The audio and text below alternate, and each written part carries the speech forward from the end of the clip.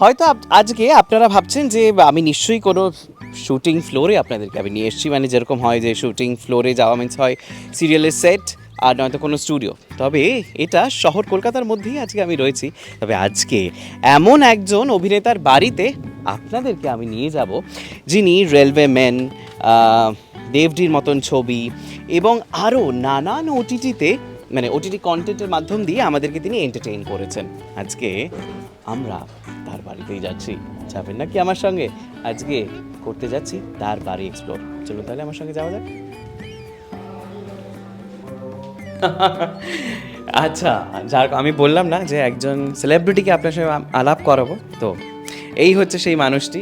দিব্যেন্দুদা রয়েছে আজকে, আর দিব্যেন্দুদার কলকাতার বাড়িতে আজ তাক বাংলা পৌঁছে গিয়েছে এবং আজকে আমরা দিব্যেন্দুদার বাড়ি ঘুরে দেখব। আর দিব্যেন্দুদার তো রিসেন্ট সমস্ত কাজ আপনারা নিশ্চয়ই দেখেছেন, সেটা ওটিটি, সেটা ছবি, সব কিছু। তো সুতরাং যেটা এখন অব্দি এক্সপ্লোর হয়নি, দ্যাট ইজ তার কলকাতার বাড়ি। তার কলকাতার বাড়ি আজকে আমরা এক্সপ্লোর করবো, সঙ্গে থাকবেন আপনারা। সবার আগে তুমি কোথা থেকে দেখাতে চাইবে? আমি তো এদিকে ওদিকে দৌড়াদৌড়ি করে ফেলছি, তুই কোথা থেকে দেখাতে চাইছো? আমরা একটু সামনে যাই। সামনে যাও, সামনে যাও, সামনে যাও। তো হচ্ছে কি আমার বাবা মার ছবি। বাবা মা, মাকে আমি হারিয়েছি 2021-এ। হ্যাঁ, তো এই বাড়িতে মায়েরই বাড়ি আর কি। মা চারধারে মাই মা। তো মা খুব প্রমিনেন্ট আমার বাড়িতে, আমার জীবনে। এবং আমার ছবি, আমার বোনের ছবি।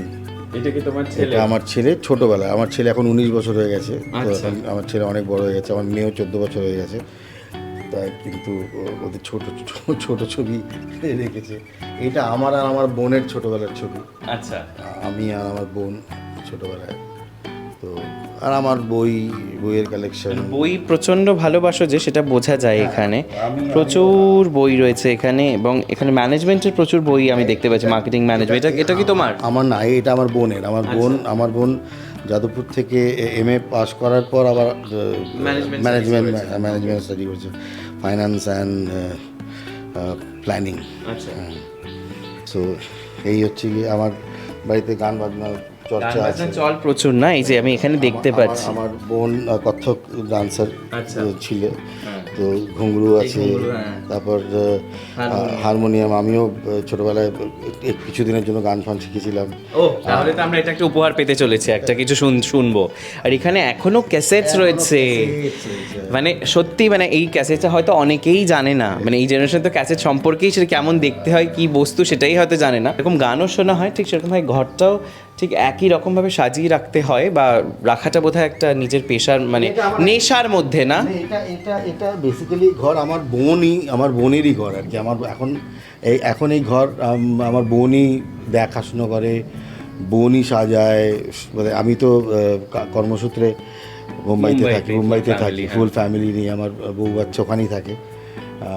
কিন্তু এই ঘর আমার বোনের হাতেই আর কি, বোনই সাজায়। তো এখন এই রেনোভেশনের জন্য ঘরটা একটু বাস্তু টাইপের হয়ে রয়েছে। এখানে প্রচুর এটা আমার সমস্ত চরিত্রের যে পোর্ট্রেট করা হয়েছে, এগুলো আমার বোনের শখ। বোনই আমার চরিত্রগুলোকে নিয়ে তারপর সেগুলোকে বাঁধিয়ে একটা জায়গায় এগুলো করে রেখেছে। তো এটা আমার NSDর একটা খুব নাম করা নাটকের ছবি, কিং লিয়ার করেছিলাম। এটা একটা খুব নাম করা নাটকের ছবি, সার্ভেন্ট অফ টু মাস্টার্স। এটা হচ্ছে ভুক আ গায়। এটা হচ্ছে আমার রকেট বয়েজের ক্যারেক্টার। এটা আমার এই কলকাতায় একটা জি বাংলার জন্য, একটা জি বাংলা এবং হিন্দি বোথ ল্যাঙ্গুয়েজের জন্য লালবাজার করেছিলাম তার, ওটাও ভুক আ গায়। এইটা হচ্ছে কি থ্যাংক ইউ বাবা লোচন দাস, আমি মেয়ে সেজেছিলাম। এটা হচ্ছে নাম করা ওই মেম আছে না, কে গজব টুপিবাজ আদমি, মির্জাপুর টু।